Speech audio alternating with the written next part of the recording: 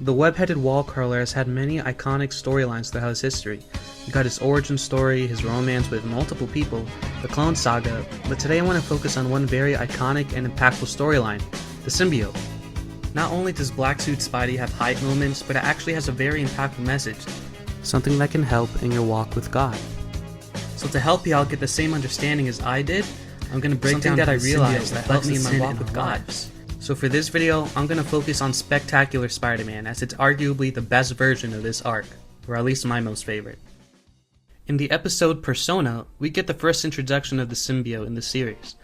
Pete was watching the organism on TV. He asks his good friend Eddie to see the symbiote, but Eddie informs him that he won't be allowed to, since earlier in the series, to cut it short, Dr. Connors turned into the lizard, everybody thinks Peter left to take pictures of him instead of helping him, and they're mad. Continuing, to see the symbiote, Peter puts on his Spidey mask and outfit. He finds a vantage point at the skylight of Doc Connors' lab to see the alien. He finds a thief about to steal the symbiote though. Then the episode cuts to one of the best intros ever. He and this mysterious feline rumble a little bit, and Pete gets some pictures during this. The alien ends up escaping and getting attached to Peter, and everyone accuses Spider-Man of stealing it. So now is when Peter's life crumbles. Well, worse than usual. Not only does Spidey get accused of being a thief, his friends are once again mad at him for taking pictures of Spider-Man stealing the symbiote instead of calling the cops. Speaking of stealing, the Bugle also prints the paper that says Spidey stole the symbiote, as the Bugle only prints facts and whatever it takes to connect the facts together. Also, this is a side note, but it's crazy how many people do this in real life, and it's actually what the devil does to deceive. Fast forward a little more, the symbiote reveals himself to Peter, someone is posing as Spider-Man and robbing a boat. He also decided not to return the symbiote. Also, later his aunt ends up having a heart attack and goes to the hospital. You now start to see the effects the symbiote has on Peter's life. He's much more aggressive, rude, angry, and when the people in his life try to comfort him, he pushes them away. We may think that the symbiote is only fiction, and that's only partly true. Just as the symbiote affects Peter, so does sin in our lives. You see, Pete didn't realize it. He felt more powerful, he was a better Spider-Man. When his best friend from childhood is angry at him though, Peter doesn't seek reconciliation. Instead he says he has the suit. The suit slowly starts to consume him little by little. It makes Peter think he's in control and manipulates him, deceiving him into thinking the suit is all he needs, when in reality, he's losing everything he desires. When Flash saw that Pete was off, he warned him. He talked to him, and Peter was listening. In fact, he said Flash was making sense, but the symbiote manipulated him. It's exactly what the devil does. He tells us we need more. When I get more money, when I get a wife, when I get a house, when I get whatever, I'll finally be happy. We need to do more, that we're not enough. It's these lies that anxiety and depression come from. It's the exact same lies that prevented Peter from taking off the symbiote earlier, from finally being free from evil and bondage. And you see, it's these lies that causes us to sin, to look at someone with lust or to hold a grudge. He's losing friends, morals, and even himself. He was even thinking of teaming up with Tombstone to get money. See, this symbiote wasn't only physically affecting him, it was spiritually affecting him. His identity became rooted in the symbiote, and before he realizes it, his life isn't his own anymore. But he's not doomed entirely, not yet. When Peter has a thought brushing off Aunt May, he realized how truly the symbiote is affecting him. It's giving him thoughts and feelings that aren't true. Though he gained power, it was costing him. And when Peter tries to take it off, it's already too late. Pete can't.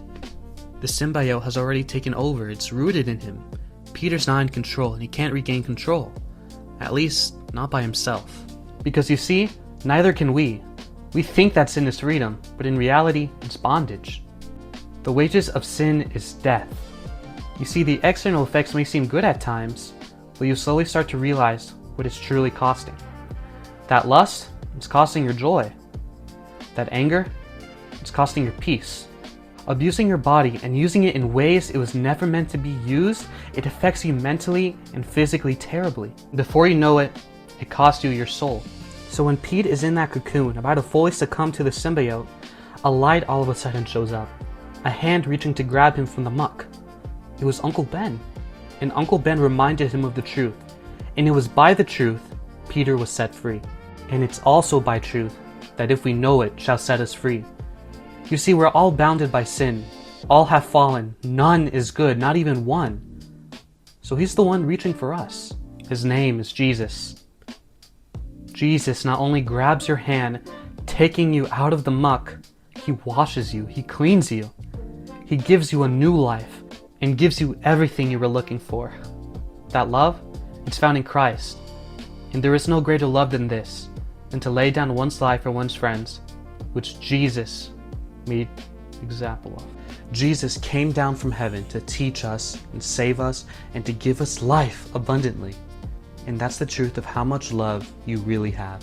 Just know, if you confess with your mouth that Jesus is Lord and believe in your heart that God raised him from the dead, you will be saved. And if you're wondering if you can trust Jesus, there's roughly 25,000 manuscripts talking about him. There are multiple Christian and non-Christian sources that prove he was a real man. I mean, 2 of the Gospels were written by his disciples. The other 2 were written from multiple eyewitness accounts, so you can trust him. He did the miracles not only to help everyone, but also to help many believe and be saved and enter the kingdom of heaven. Jesus is the way, the truth, and the life. And remember, when you know the truth will set you free. So the question is, are you going to grab onto his hand, or are you going to let sin continue its control over you? But real, this probably isn't going to be the last time I make a Spider-Man video or a Christian video talking about Jesus in the Bible. Definitely going to do that a lot more. My goal for this channel is definitely to show how different types of media can connect to the Bible and how you can still find God's qualities.